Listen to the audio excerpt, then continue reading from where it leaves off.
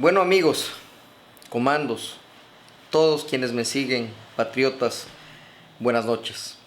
Hoy tenemos un capítulo en opciones tácticas que siempre me ha intrigado y de hecho he leído algunos libros, he visto muchas películas, pero sobre todo he escrito respecto a cómo fue capturado y luego ejecutado Ernesto Guevara de la Serna, conocido como el Che Guevara.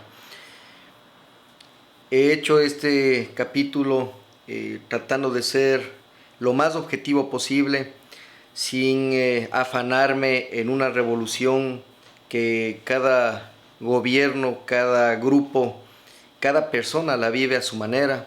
Ustedes conocen y tienen clara la idea de que en mi caso yo soy demócrata por sobre todas las cosas, por eso me hice militar, marino, de fuerzas especiales, y ya saben cuál fue mi misión en servicio activo. Pero no por eso puedo desmerecer la lucha armada de quienes consideraron que su lucha valía la pena.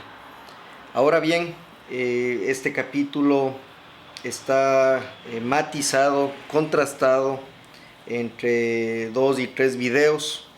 También he acopiado un poco de información de manuales de contraguerrilla, del diario del Che en Bolivia, del manual de lanceros, del manual de comandos, y va a estar interesante, les va a gustar porque he esgrimido aspectos tácticos que siempre redundarán en lo operacional y en lo estratégico. Así que bienvenidos a un capítulo más de las opciones tácticas, ahora con el capítulo de la captura y la ejecución del Che Guevara. Pues vamos.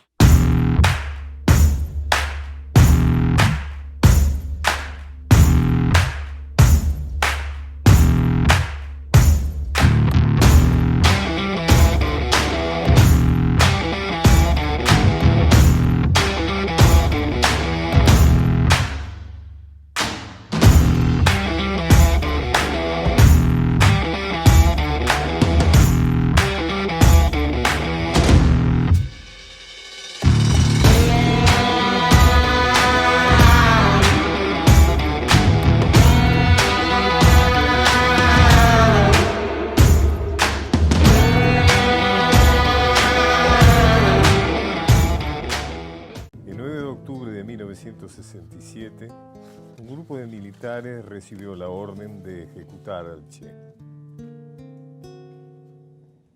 And that phone call brought the instruction from the high command of the Bolivian government to eliminate the prison. But we should say, look, we know you have tried and you have helped us a great deal, but this is order from my high command. And you can eliminate it any way you want it. We know how much harm he has done to your country. But I want your word of honor that you will bring me back the dead body of Che Guevara at 2 o'clock in the afternoon. Recordemos que para esa época Estados Unidos se encontraba en plena Guerra Fría con la Unión Soviética. Segundo, libraba la guerra de Vietnam. Y tercero, no tenía una fortaleza en materia de inteligencia en su mismo hemisferio, es decir, en los países de Sudamérica. Por ello, se ve la necesidad de reclutar tanto personal de inteligencia como personal de fuerzas especiales. Aquí aparece el nombre de Félix Rodríguez, del cual ya iremos escuchando cómo operó en materia de inteligencia más adelante. Félix Rodríguez, ex disidente cubano, formado en los Estados Unidos, un agente joven de apenas 29 años, le dieron la misión para que proceda con la localización de este foco guerrillero en Bolivia. Hacía 11 meses que estaba al mando de un foco guerrillero en el sudeste de Bolivia.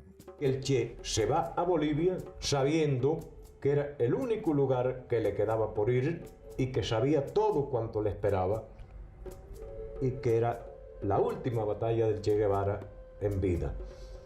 Fue capturado por soldados bolivianos entrenados por boinas verdes norteamericanos. And many of us, in some of the areas that we've been in before, and never could find him, or he's always a step ahead of him. but here I guess his luck run out. Para aquella época la inteligencia se manejaba de diferente manera, especialmente con fuentes abiertas y con fuentes humanas, con Jumint. Por ello, quienes delatan la presencia de la guerrilla en el sector del río Ñacahuatzú es un campesino. Y ese campesino es el que les lleva a las cuevas en donde tenían armamento, tenían pertrechos y encuentran un tesoro que luego se evidenció como el diario que llevaba día a día en su campaña en Bolivia Ernesto Che Guevara. De este diario sacaron todo lo que tuvo que ver en materia doctrinaria, las tácticas que utilizaban para la ejecución de acciones y maniobras en el terreno, y sobre todo lo que tenía el Che en mente.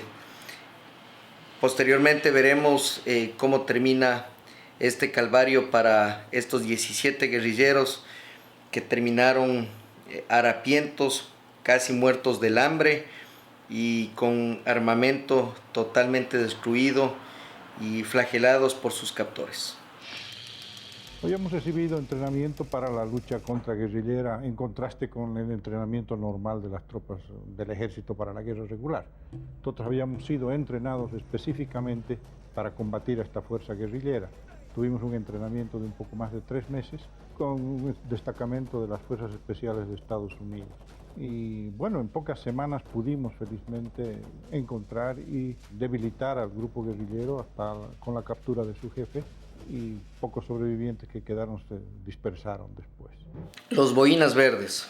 Los boinas verdes, a quienes hacen el curso de Special Forces, es un curso largo de 6 meses, con todos los requerimientos, con todas las materias, con todo el bagaje y entrenamiento que acostumbran incluir en su régimen las fuerzas especiales. Los cursos, sea de tierra, sea expertos en demoliciones submarinas, guerra anfibia, etc. La característica principal de los Green Berets o de los boinas verdes es de que hacen mucho énfasis en el reclutamiento de cuadros que les pueden servir en territorio para brindar información, operaciones de inteligencia. Aparte del entrenamiento exhaustivo, riguroso, disciplinado, fuerte de las unidades de élite, ellos se dedican a hacer énfasis en el reclutamiento de unidades para la obtención de información, y eso es lo que se hizo en Bolivia. Apenas 17 comandos de las Green Berets fueron destinados para Bolivia, para el reclutamiento de soldados bolivianos de las Fuerzas Armadas bolivianas, para reclutarles en el manejo de la información, pero a la vez en 12 semanas darles el adiestramiento necesario para poder enfrentarse de mejor manera, con mejor armamento, con mayores habilidades tácticas a la guerrilla del Che Guevara.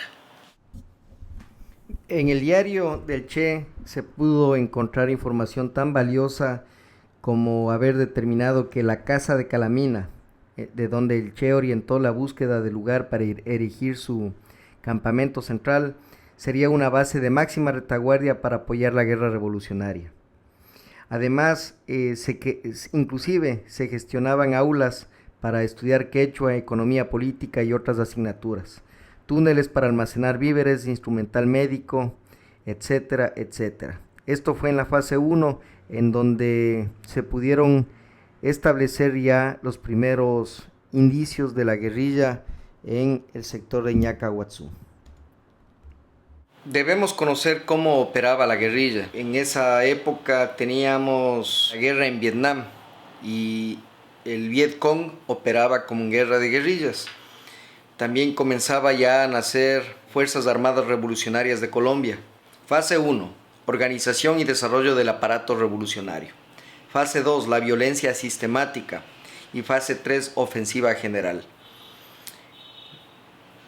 A esto habrá que sumarle la teoría de Mao Zedong, que es una guerra prolongada, es decir, con estratagemas, tratar de mantenerse dentro de la selva, lugares apartados, para desde ahí realizar sus operaciones para llegar a la conquista del poder. Existen diversas formas como los guerrilleros, los líderes guerrilleros llaman a quienes están ellos combatiendo, sea el imperio. Veo ciertos comunicados que el Che mandaba en Bolivia que les dice gorilas engalonados a los generales que pertenecían al equipo de Barrientos. Entonces esta estrategia, esta forma de operar es casi común en todas las guerrillas. Sin embargo, el Che fracasó en el Congo, fue a refugiarse al Zaire, a Dar es Salaam. Tuvo algunos contratiempos con Fidel. Meses antes de entrar en campaña en Bolivia, él permaneció en Praga. La principal forma de manifestación del movimiento son los enfrentamientos militares contra las Fuerzas Armadas. Estos enfrentamientos armados tuvieron las características particulares de la guerra de guerrillas. Esto es, no se realizaron enfrentamientos directos contra el ejército, sino que se dieron repentinos golpes de mano, cercando al enemigo, bueno, el enemigo de ellos, con grupos de entre 5 y 6 guerrilleros distribuidos por los 4 puntos cardinales. El primer enfrentamiento militar sucedió el 23 de marzo del 67, con resultados negativos para el ejército boliviano, al que se le incautaron 3 morteros, 16 Mausers, 3 UCIs, incluidos los planes de operaciones para dar cacería a la guerrilla del Che Guevara. Además, fallecieron 7 soldados y cayeron prisioneros 14. Pero no todo sería victoria para la guerrilla. A partir de abril, mayo, junio, julio, los enfrentamientos eran esporádicos pero contundentes para el ejército boliviano. Y luego, ya al final de septiembre, el Che Guevara era acorralado en la quebrada de Yuro para posteriormente ser trasladado a La Higuera. En la madrugada del 8 de octubre, un puesto militar adelantado a la ubicación de mi compañía recibió la información de un campesino que durante la noche había visto al grupo guerrillero en el interior de una quebrada de las proximidades, a unos 2 kilómetros de La Higuera.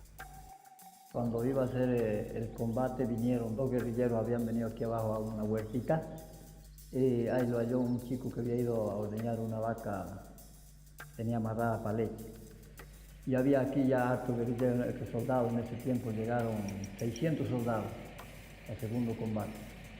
En base a esa información, yo fui con unos 70 hombres y al iniciar el registro de las quebradas, entablamos combate con los guerrilleros.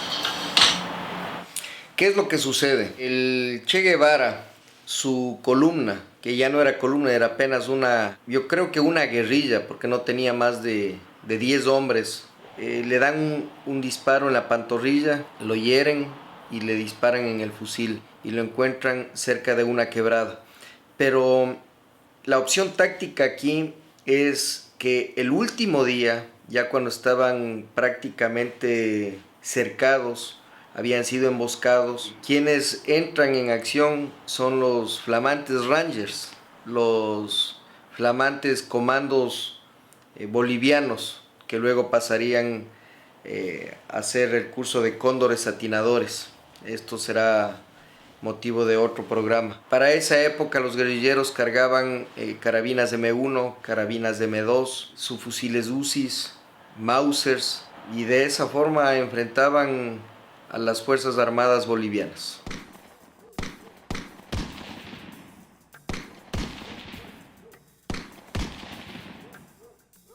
Así todo el día ese día.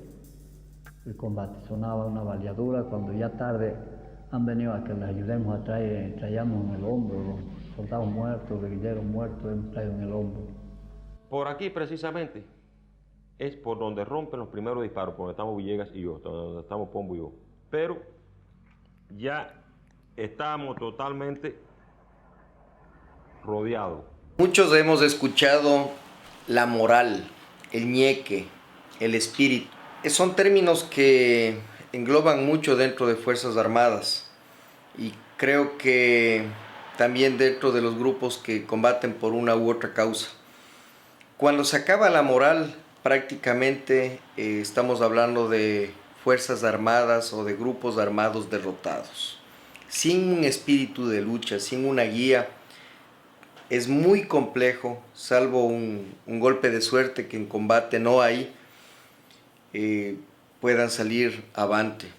La guerrilla del Che estaba destinada al fracaso, pues venían desde hacía 4 o 5 meses de bajas tras bajas, emboscadas tras emboscadas, y la moral de sus hombres comenzó a minar a tal punto que muchos de ellos le traicionaron al Che Guevara. Cuando ya íbamos cerrando el cerco sobre la quebrada, 2 guerrilleros trataron de salir por una pequeña falla, una especie de chimenea que había en una de las paredes del barranco, y fueron capturados prisioneros. Uno era Che Guevara y el otro era Willy, un guerrillero boliviano.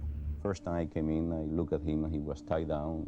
It was an emotional moment to see this man that I have seen before in his day of glory in Moscow and in China.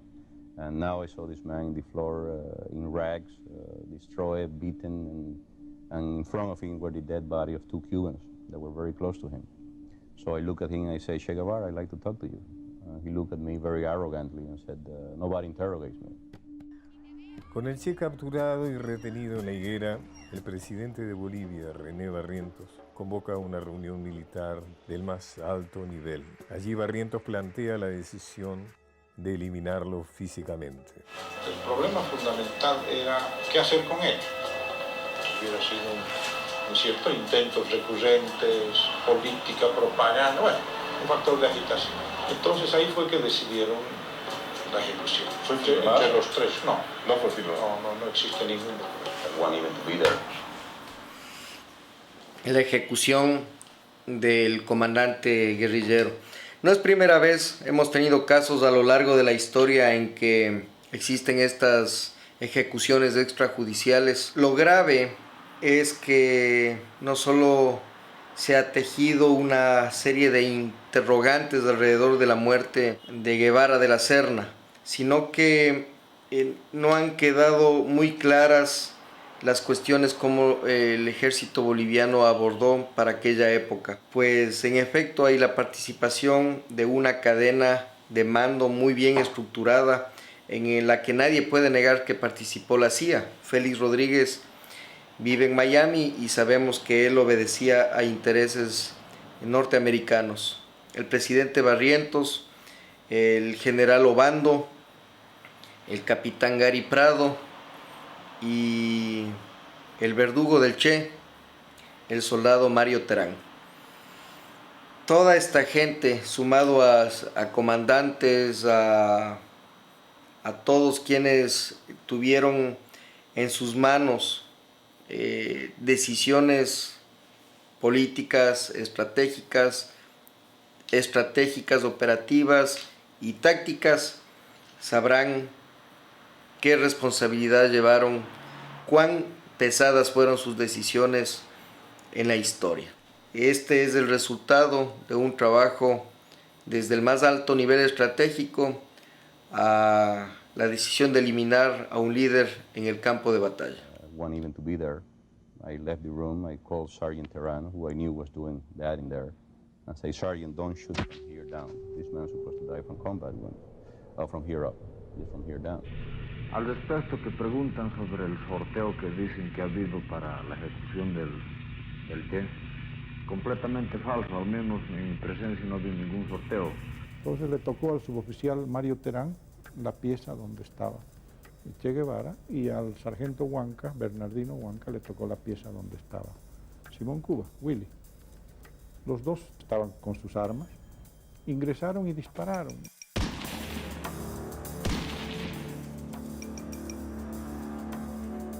Hay una entrevista que nos han dado donde dicen que Che, cuando usted entró, le dijo, apunte bien porque usted va a disparar a un hombre. ¿Es cierto eso? No conozco. Las huellas dactilares. Creo que es la prueba más concreta que puedo decirles a ustedes. Tómenla ustedes y llévenla donde quieran. La instrucción oficial fue que debería hacerse desaparecer el cadáver, para que no existiera un sitio de peregrinaje. Entonces se instruyó a un oficial que quemara el cadáver. Entonces el oficial no cumplió esa instrucción y lo depositó junto con los cadáveres de los otros 6 guerrilleros que habían muerto aquel día. Pero públicamente se dijo que había desaparecido, que había sido destruido. El mundo fue convenciéndose de a poco que ese era realmente el Che. Latin America has their own back door, and they intend to keep an American foot in that door. So what chance does Master Sergeant Milliard give the guerrillas in the future? A guerrilla war, in my opinion, is hard to terminate.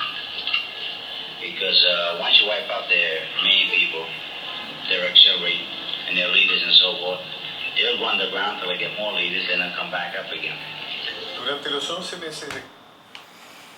Y así es, pues, amigos, entrar en un dilema en donde quiénes son buenos, quiénes son malos. Primeramente, nosotros no vivimos en esa época. Segundo, yo soy un oficial que pertenezco a la Reserva Activa y fui entrenado justamente para combatir a los terroristas y a quienes atenten contra la soberanía e integridad nacional.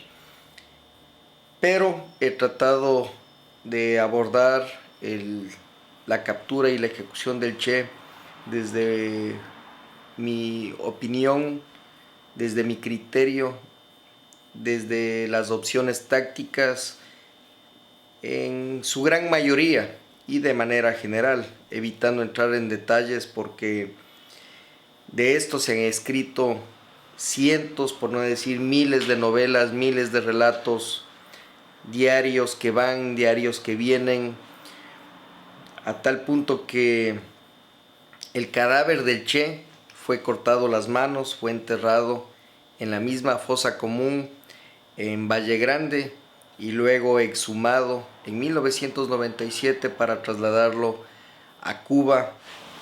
Diario, señor. No he vendido, lo he mandado en calidad de obsequio al comandante Fidel Castro. ¿Cuáles son las causas que me entregó el documento? Porque el documento iba a servir en una gran maniobra de provocación en contra de la revolución cubana. ¿Y llevada por quién la maniobra? Por el imperialismo norteamericano. Y ex ministro del Interior de Bolivia. Esto es recurrente en la coyuntura política. Ahora en este video, cuando entrega el diario a Cuba, llama imperialismo a los norteamericanos. Sin embargo, cuando estuvo en el gobierno de Barrientos, ya sabemos de qué lado. En fin, entrar en dilemas políticos no es mi campo, al menos en mi programa de opciones tácticas. Comandos, todos, lo único que les puedo garantizar es de que la verdad nos hará libres y de que la historia y remembranzas, especialmente en las opciones tácticas de estos grupos especiales, independientemente de qué bando pertenezcan, mi deber es analizarlos y recordarles que estos son grupos de élite, gente que arriesgó su vida, gente que luchó por una causa y que esta historia nos permitirá ser mejores y sobre todo evitar cometer los mismos errores a futuro. No se olviden de suscribirse a este programa, que conforme más videos hagamos, más información transmitamos, más podamos debatir. Les leo todos sus comentarios y en la descripción pongo los links en los cuales ustedes me pueden escribir sugiriéndome qué operación quisieran que sea llevada a este canal en esta serie los días miércoles de la noche. Gracias siempre por estar. Un abrazo.